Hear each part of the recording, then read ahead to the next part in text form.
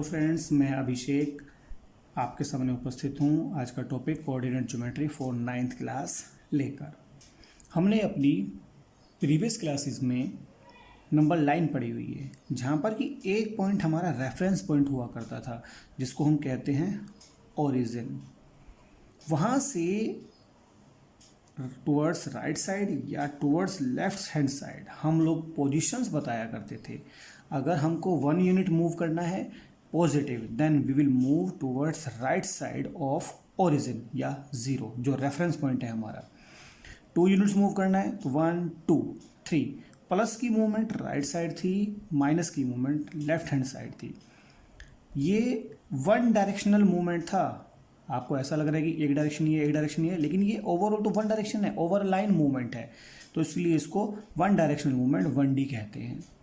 लेकिन अगर आपको फाइंड करनी पड़ जाए इस पॉइंट की पोजीशन, आपको बताना है कि ये पॉइंट आपसे कितने डिस्टेंस पर है।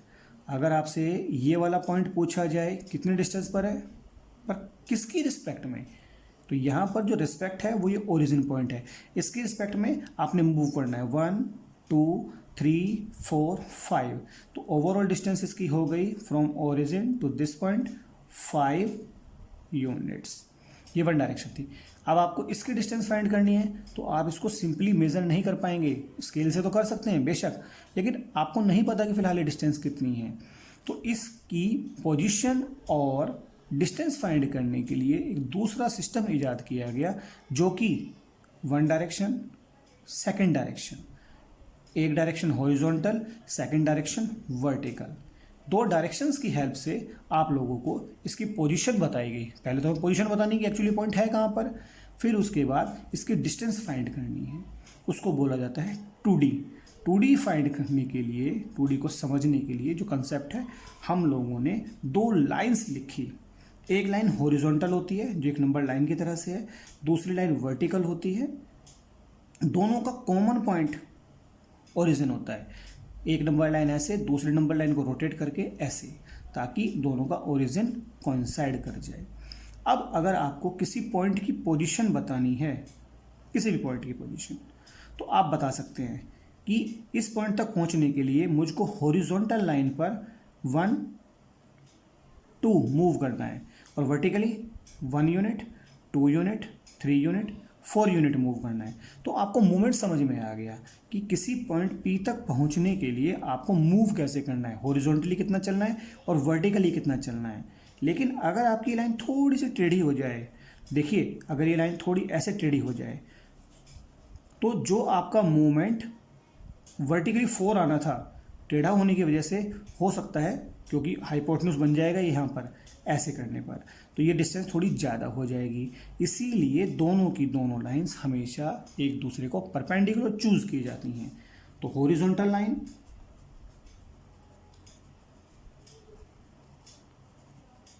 को कहा जाता है एक्स एक्सिस, वर्टिकल लाइन को कहा जाता है वाई एक्सिस, और जो दोनों का कॉमन पॉइंट है उस कॉमन पॉइंट को कहा जाता है ओरिजिन।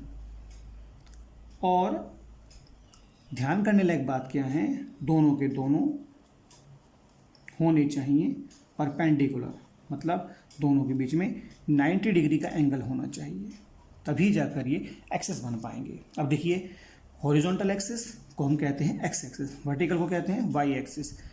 अब with respect to this reference system हमको इस P के लिए, अब कन्वेंशन ये बनाया गया है कि पहले आपको जो हॉरिजॉन्टल है उसकी डिस्टेंस लिखनी है।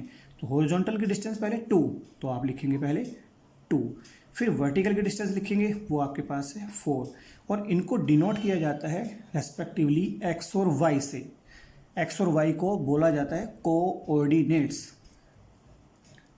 एक्स और वाई के लिए नाम होता है कोऑर्डिनेट्स। जब ये ब्रैकेट में लिखे जाते हैं, क्योंकि सिस्टमेटिक लिखे गए हैं, पहले एक्स लिखा गया है फिर बाद में वाई, तो इसके लिए नाम है ऑर्डर्ड। ऑर्डर्ड मतलब सिस्टमेटिक, पेयर माने जोड़ा, ऑर्डर्ड पेयर। एक्स का स्पेसिफिक नाम होता है जिसको बोलते हैं एब्सिस्सा। वाई का अलग नाम होता है जिसको हम बोलते हैं ऑर्डिनेट। तो इस पॉइंट P के लिए एब्सिस का कितना हुआ 2, ऑर्डिनेट कितना हुआ y। दोनों लाइंस ओरिजिन से एक्स एक्सिस राइट हैंड के साइड में पॉजिटिव, लेफ्ट साइड में negative. Convention upward y positive, downward y negative. मैंने साइन बनाए हुए हैं, x पॉजिटिव, x डैश लिखा जाता है negative, y positive upward, y dash negative. जो ये बना यहाँ पर टोटल मुझको 4 पार्ट्स मिले, 1 2 3 4। यहाँ पर कन्वेंशन ये ली जाती है कि ये सारा मूवमेंट एंटी क्लॉकवाइज घड़ी से उल्टी तरफ चलता है, तो इसीलिए इस पार्ट का नाम फर्स्ट रखा गया, सेकंड, थर्ड, फोर्थ। 4 पार्ट बने, 4 4 के लिए यूज होता है क्वाड, तो इसका नाम होता है quadrant. 4 parts are called as quadrants। और इस पूरे प्लेन का नाम होता है कार्टेशियन प्लेन। Cartesian plane. एक और नाम होता है इसका जो कि होता है रेक्टेंगुलर प्लेन और rectangular plane. Quadrant number first, quadrant number second, quadrant number third, quadrant number fourth. किसी भी क्वाड्रेंट की पहचान किससे है? यहाँ पर मूव करने वाले पॉइंट से। कोई पॉइंट है यहाँ पर, वो x हमेशा प्लस होगा, y हमेशा प्लस। तो इस वाले क्वाड्रेंट में, फर्स्ट क्वाड्रेंट में x और y हमेशा दोनों प्लस प्लस होंगे। सेकंड क्वाड्रेंट में x हमेशा निगेटिव, y हमेशा पॉजिटिव।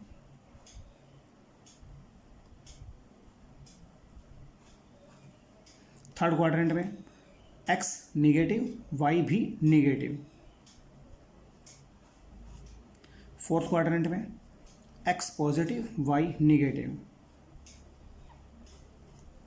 ये आपका क्वाड्रेंट सिस्टम है। तो आप लोगों को ये क्लियर होना चाहिए। आगे मूव करते हैं। दूसरा ध्यान करने लायक बात क्या है, जब भी कभी आपने वेरिएबल के लिए इस्तेमाल करना है, छोटा x लिखना है। एक्सिस के लिए लिखना है तो हमेशा बड़ा x लिखना है। पॉइंट के लिए इस्तेमाल करना है छोटा y, एक्सिस के लिए इस्तेमाल करना है बड़ा y। तो हॉरिजॉन्टल लाइन का नाम क्या बताया मैंने? x axis. वर्टिकल लाइन का नाम y axis. Common point origin. 4 parts of the plane quadrants. अब हम यहाँ पर थोड़ा सा पॉइंट्स के बारे में डिस्कस करते हैं, प्लॉटिंग के बारे में। प्लॉटिंग कैसे होती है? मान लीजिए आपके पास पॉइंट है 1 2, दोनों पॉजिटिव ले लिए मैंने, -3 4, एक निगेटिव एक पॉजिटिव, 1 -2 पॉजिटिव निगेटिव, -3 -4 दोनों निगेटिव, 0 7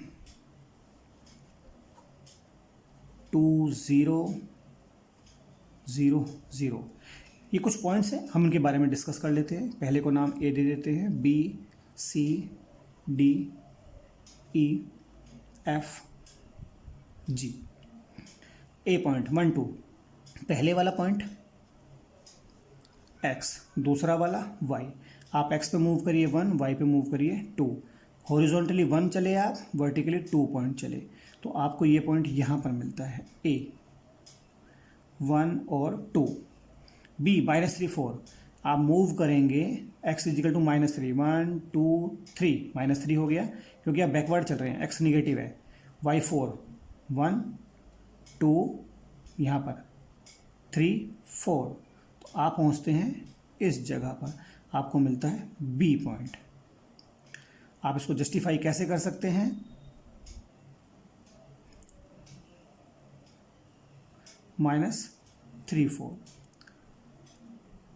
x 1 पर मूव, y 2 पर। Third point x is equal to 1, y is equal to -2, x is equal to 1, y is equal to -2। ये पॉइंट यहाँ पर आएगा C। आप इसको इस तरीके से ज्वाइन कर सकते हैं। D point -3 -4, x is equal to -3, -1 -2 -3। आप 3 यूनिट्स मूव करेंगे, 1 2 3, निगेटिव साइड -3, y4 माइनस का 1 2 3 4। तो ये पॉइंट आपको मिलता है यहाँ पर, डी पॉइंट -3